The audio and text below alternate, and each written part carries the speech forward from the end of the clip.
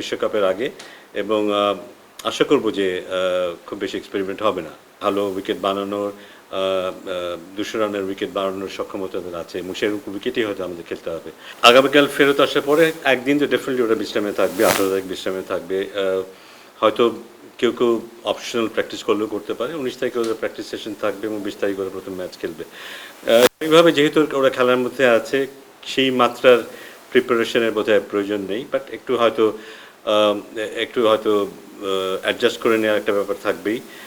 নতুন টিম, কন্ডিশনটা আবার আমাদের নিজেদের কন্ডিশন, সেটা গত ১ মাসে সেটা থেকে দূরে আছি আমরা। সো ওইটার সাথে একটু মিলিয়ে নেয় আমার প্রিপারেশন ঠিক কতটুকুই থাকবে পাকিস্তান সিরিজের জন্য। এই মুহূর্তে আমার পক্ষে এটা বলা সম্ভব নয়। এটা হয়তো সিলেক্টর, কোচ, ক্যাপ্টেন এরা মিলে ঠিক করবে। তবে আলটিমেটলি আমাদের আমরা চাইবো এশিয়া কাপের আগে একটা কমপ্লিট একটা দল চাইবো, এবং সেখান থেকে খুব বেশি পরিবর্তন আমরা চাইবো না।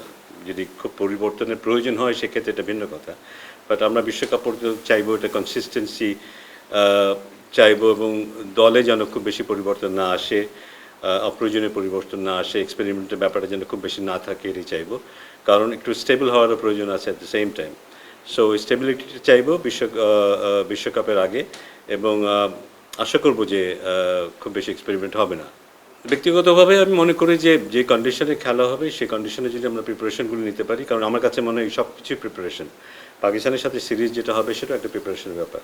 সো মূল কন্ডিশন যেটা থাকবে ভারতে, আমরা জানি যে ভারতের উইকেটগুলোতে ওদের পক্ষে এটা এই সক্ষমতা ওদের আছে, ভালো উইকেট বানানোর ২০০ রানের উইকেট বানানোর সক্ষমতা ওদের আছে এবং সেরকম উইকেটই হয়তো আমাদের খেলতে হবে।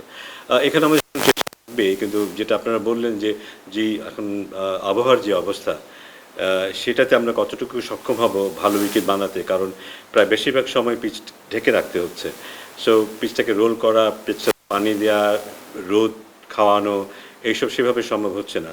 তারপর চেষ্টা থাকবে ভালো উইকেট করা যতটুকু সম্ভব এবং চাইবো বেশি রান যেন হয়। এটা আমি বলবো যে কিছুটা উঁচু নিচু তো ছিল, ডেফিনেটলি ছিল। দেয়ার ওয়্যার ফেজেস যখন আস্থার অভাব ছিল, বা দেয়ার ফেজেস যখন আমরা একটু ভালো খেলেছি এবং আমাদের আস্থাও দেখা গেছে। বিশেষ করে টি-20তে গত ম্যাচটা জেতার পরে এই মুহূর্তে বোধহয় দলের মধ্যে যথেষ্ট আস্থা আছে ভালো খেলার।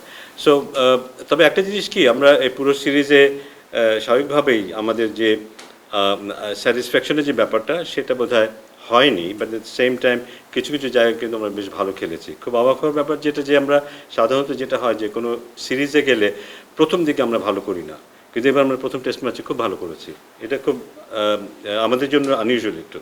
আবার দ্য সেম টাইম শেষের দিকে এসেও আবার আমরা এখনও নিজেদেরকে ধরে রাখতে পেরেছি, এটা একটা পজিটিভ দিক। তো আশা করি যে মানসিকভাবে আমাদের প্লেয়াররা এভাবেই যদি নিজেদের শক্তিটাকে দেখাতে পারে, সো আরও সামনে এগিয়ে যাওয়ার সুযোগ তাদের আছে।